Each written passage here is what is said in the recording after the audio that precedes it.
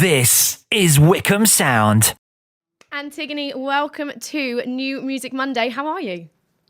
I'm good, thank you. Thanks for having me. No, thank you for being here. It's so great to have you here today. Obviously, today we're going to be talking about your music, but first, I just wanted to quickly touch on your epic launch/birthday party. I watched it from the comfort of my own home via Instagram, like I'm sure many people did, and it looked amazing. How was it? You know what? It was lit. It looked so fun. You had like Franco Manca pizza. Yeah, do you know what? It was just a crazy, it turned into something I wasn't, well, do you know what? I did plan it, but it was couldn't have gone better, because I've always loved having parties, and I'm Greek, and I think in our culture generally it's very, open and, come in, let me feed you, let me cook for you, hosting and that whole, that's, always been part of who I am. And then I started kind of throwing parties, and then someone said to me, well, you shouldn't be doing these for no reason. So I was like, all right, let me do this for a single launch, but in a house party setting. Yeah. So yeah, I just hit up some alcohol and hit up some food and was like, I'm having this party, do you want to help me out? And they were like, yeah, let's do it. Oh, I love that. And I feel like you could genuinely hire your house out as a venue because it did not, well, that was your house, right? Well, yeah, my parents' house. That does, amazing, amazing. But yeah, it was really good fun, and it was really nice because it was just a way for me to I'm independent, so you don't get a lot of the kind of you don't get things like that to happen when something to create a hype and to just let people know what you're doing. Yeah. So I was I've got to find a way of doing it on my own and making people aware that the song's coming out and stuff. So I just kind of thought, yeah, have a big party and let everyone know what's happening. Well, it looked like a massive success. And you mentioned that you're Greek. Was there any plate smashing? Not this time. Not this time. I had a party before I started dropping any music back in October. You can see the clip on my Instagram. Right. And we did it at this called the Elysee, which is it's iconic. My grandparents used to go there. Yeah. And we were just smashing plates, and everyone just oh, because that's what my goal is with this project, is to introduce people to Greek culture. Mm-hmm. And so it was a really sick way of we had I had NSG smashing plates, and I was like, this that's mad. That's the vibes I want. You know? Sorry, carry on.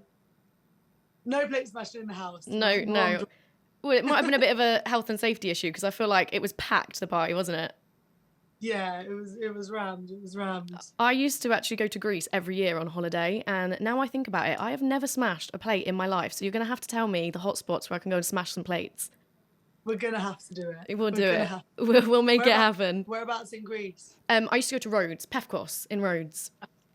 I've actually not been. I'm from Cyprus. Right, so. Okay, yeah. I've been to Cyprus as well, but when I was really little, so I don't really remember that. Oh, I love it. It's my second home. But yeah, there's a spot called the Elysee. Yeah. I'll send it to you.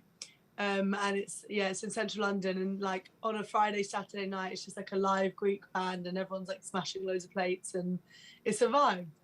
Love that. I'm gonna go and practice in my kitchen when I get home, smash some plates on the floor. Okay, let's get on to the music. So, singing, songwriting, where did that all begin for you? To be honest, I don't ever remember it beginning. It was just always part of who I am.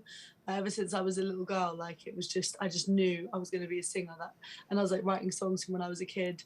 But in terms of actually kind of getting into the industry, I ended up signing a publishing deal and a management thing when I was 14. So I got into it really early, but obviously it was just kind of half terms and weekends and the odd day off school. And it was only once I left school and whatever that I could pursue it full time.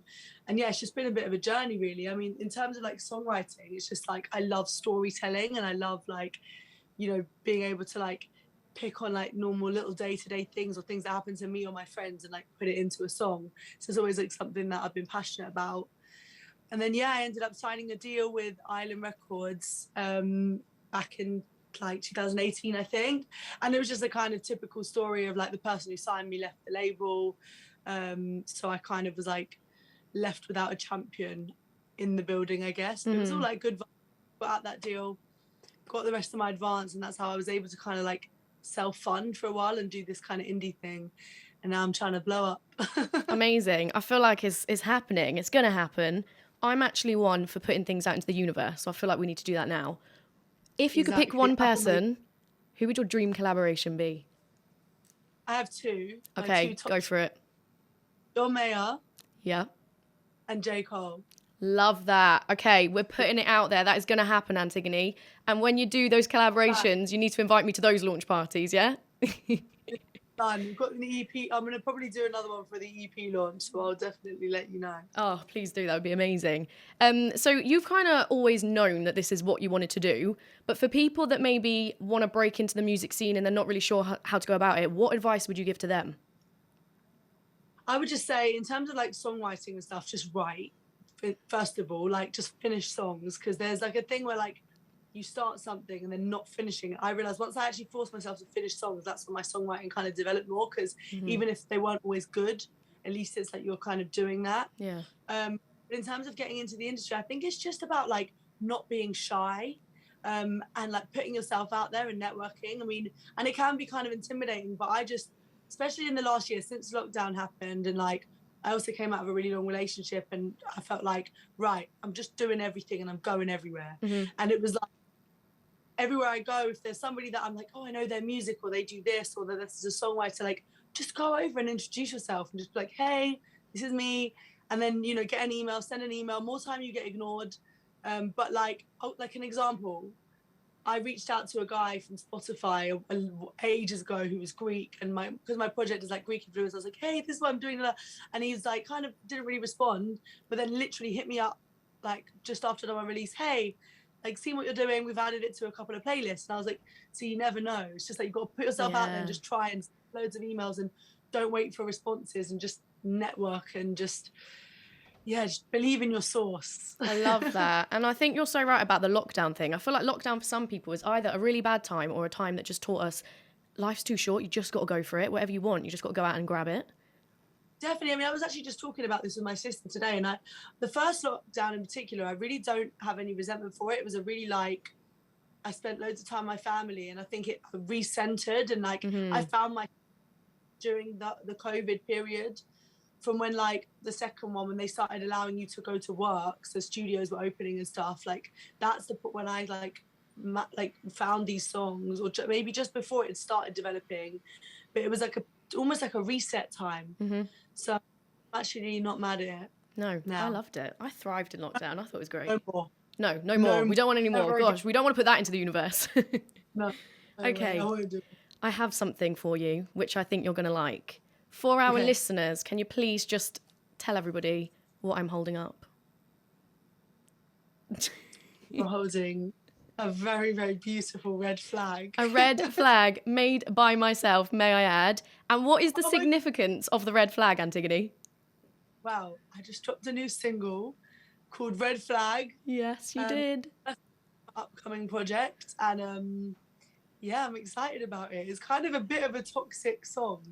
And I'm not really a person. I'm actually an emotional little baby. Oh, bless you. Yeah, so Antigoni has just released her new track, which is Red Flag. And honestly, it's banging. I think it's such a vibe. Tell us, Antigoni, what was the motive? What was your inspiration behind that song?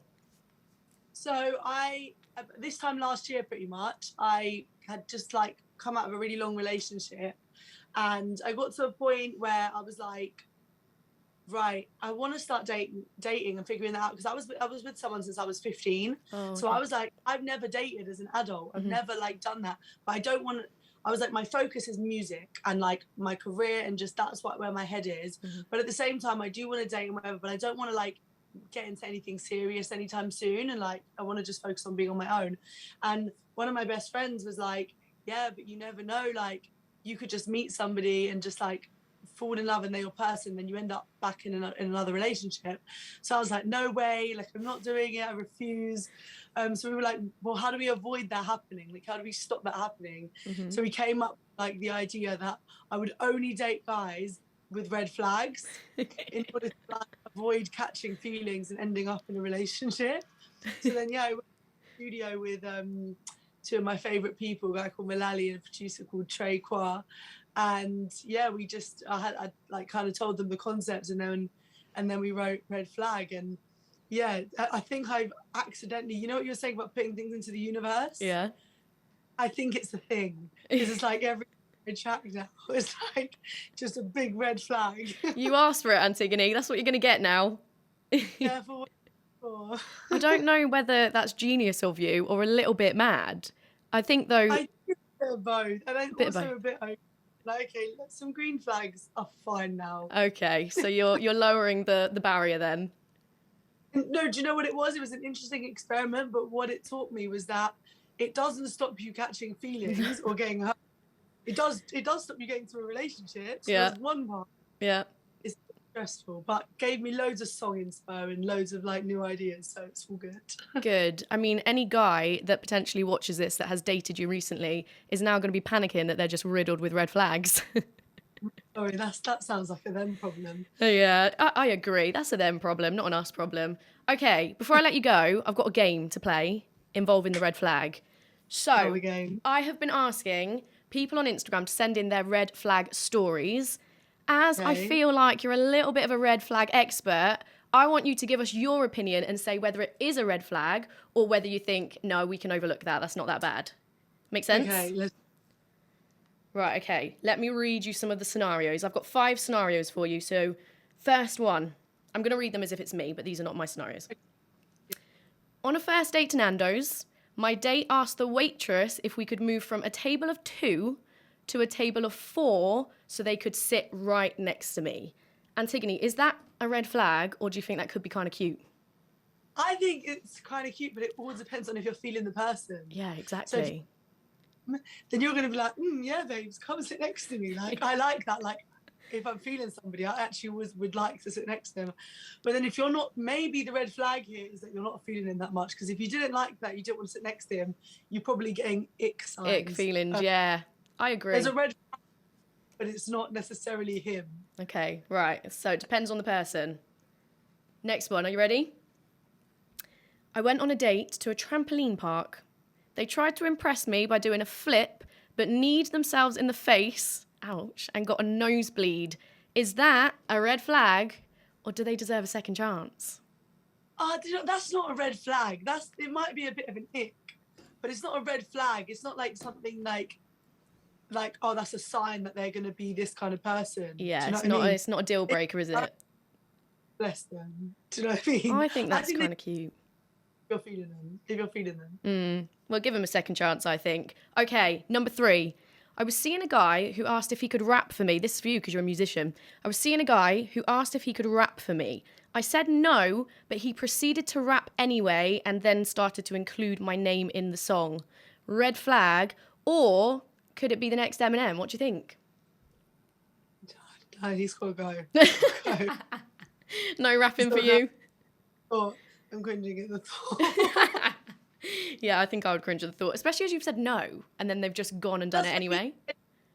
If you were like, yeah, and then he did it, and then it was like a bit weird, but like you've said no. It reminds me of when someone was like, do you want me to rap and lighten the mood? Yeah, exactly, that Love Island thing. Okay, number 4. I was on a date with a guy whose phone kept ringing. He told me it was important and he needed to answer it. He then proceeded to have a conversation with his ex on the phone and denied that he was on a date with another girl.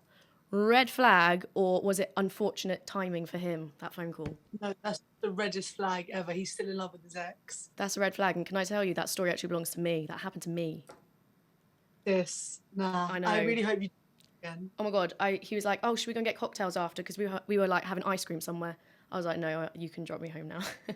No, because he's still, you know what? Maybe down the line, I don't know the guy. However, right now, his ex still has like him in a chokehold. Wrap round the finger. With you, that's a big red flag. I agree. Okay, last one, and this is a wild one, so don't say I didn't warn you. Okay. When you find out that the guy you're seeing is on your family tree, but he still wants to date you after you find out, is that a red flag, or is that a massive red flag? That's this is so cute, by the way. You are so. Do you like my flags? It's a red flag, and it's also incest. Like, I know. I feel like is that illegal? I don't know. I don't think it is. Like It should put it be. in the That is wild. Okay. Yeah, that is wild. That is the end of the game. Thank you for your input on those stories. I'm sure people will have a lot of things clarified for them after that game. Antigone, you have been... Red flag. Say that again. What's your red flag? What's my red flag? Yeah. Well, mine Or was like- the... No, but like, what's your red flag? Like that someone would say about you. Do Oh, you have okay. My red flag. Oh, gosh. I've been told that mine is that I go out too much. Okay, you go out too much. And I'm like, again, that's a you problem. You've put me on the spot now. I'm the one that's supposed to ask the questions, Antigone. I'm sorry. I'm trying to do research. My red flag, I think it might be... I don't know. Probably that I think I'm always right. Oh, yeah, me too, to be honest. I Yeah. like to think I'm right all the time, and I'm probably not half the time, but we'll roll with it. It's fine. Oh, Antigone, you have been amazing. Thank you so much for joining me today. Just before we do leave and finish this, I want you to plug yourself. Tell us, where can we find you? Where can we download and stream your music? Have you got any shows coming up? What is next for Antigone? So you can find me on Instagram and all the places. It's just at Antigone. On TikTok, I'm at Antigone Sings. And I just dropped a new single. It's called Red Flag. You can find it on Spotify, Apple, all the places. It's a little exclusive. I'm dropping an acoustic version of it in a couple of weeks' time as well. So you can be one of the first to hear it. And yeah, loads of music coming this year. Oh, sorry. Loads of music coming this year.